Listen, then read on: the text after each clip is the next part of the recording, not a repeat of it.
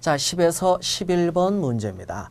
다음 상황, 온풍기 고장과 관련해서 AS 요청을 하려고 하고 있네요. 제품 증상에 따른 조치 사항이 나와 있고, 그리고 보증기간에 따른 소비자 피해 보상이 나와 있습니다. 어떤 피해 유형에 따라서 보상 처리하는지가 다르게 나와 있죠. 그리고 소비자 과실로 인한 제품 고장으로 인정되는 경우가 나와 있습니다. 큰 목차로 구분을 하면 더 쉽게 읽어볼 거, 읽어보지 않을 걸 분류할 수 있죠. 빨리 분류하면 다 읽지 않고도 문제를 풀 수 있습니다. 10번 문제입니다.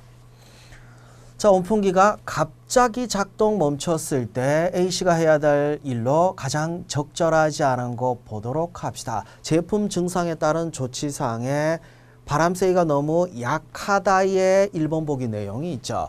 전혀 작동하지 않았을 때 2번 보기, 3번 보기, 4번 보기 내용이 있기 때문에 답은 1번이 되는 거죠. 이건 갑자기 멈췄을 때 얘기니까요. 11번입니다. 자, 이렇게 해서 고쳤더니 잘 작동하다가 갑자기 고장이 났는데 살펴보니까 내부에 클립이 들어가 있는 것을 확인했다고 하네요. 원래부터 들어가 있었던 걸까요?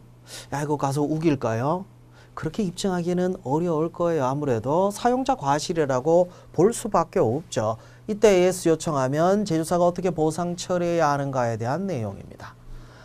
자, 보상 내용에 소비자 과실인 경우에는 다 유상이에요. 그리고 수리가 안 될 때, 부품이 없어서 수리가 안 될 때도 유상수리 비용 부담하고 동일 제품 교환하든지 아니면 감가상각한 금액의 10% 가산해서 환급하는 거라고 했는데 보기 내용 중에 2번에 뭐라고 되어 있습니까? 수리 비용 징수한다. 이건 유상이죠. 근데 나머지는 모두 환불해준다. 없죠. 15%가 아니라 10%. 무상 교환 없어요. 그나마 돈 받고 유상 수리한다라고 얘기한 2번이 맞는 내용이 되죠. 12번 넘어갑시다. 기술혁신에 대한 문제가 나와 있네요. 기술혁신은 참 헷갈리기 때문에 이런 문제들이 많이 나왔던 것 같습니다.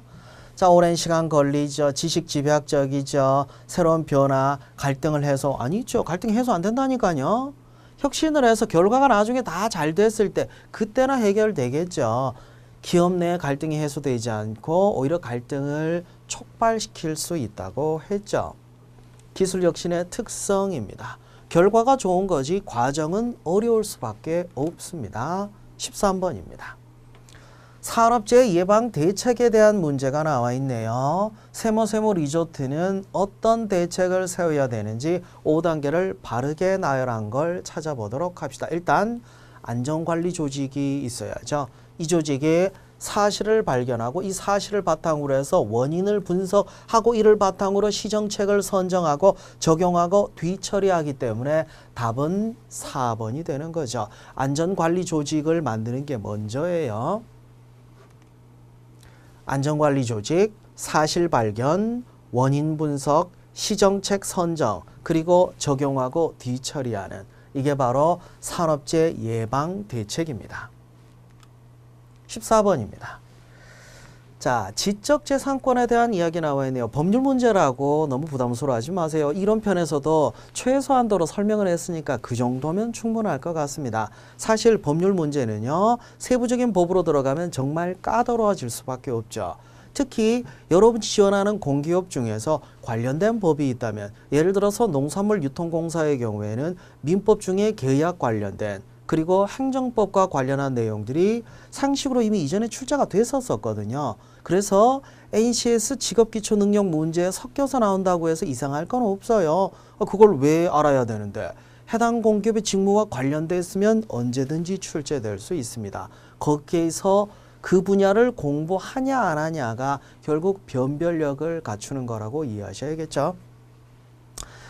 자, 책자에 들어갈 내용으로 적절하지 않은 것 보도록 합시다. 지적재산권에 대한 무형의 재산, 그래서 민법에 규정되어 있지 않고 따로 법을 만들었다고 했죠. 다국적 기업화와 상충됩니까? 지적재산권 활용은요, 다국적 기업화를 촉진시켜요. 왜냐하면 여러 나라에서 사업을 하더라도 법적으로 보호를 받기 때문에. 그래서 국가 간의 장벽이 붕괴될 뿐만 아니라 세계화를 촉진할 수 있죠. 국제법을 통해서 지적재산권은 여러 나라에서 보호가 됩니다. 국가가 발전하면 발전할수록 지적재산권이 더 잘 보호되게 되죠. 그래서 2번이 잘못된 내용이 되겠네요. 다국적 기업화와 상충되는 게 아니라 다국적 기업화를 오히려 촉진합니다. 그 덕분에 돈을 많이 버니까 기술 개발을 할 수 있는 거죠. 결국 지적재산권은 일종의 산업자본으로서의 역할을 하게 됩니다. 그 내용까지 정리해 봤습니다. 수고하셨습니다.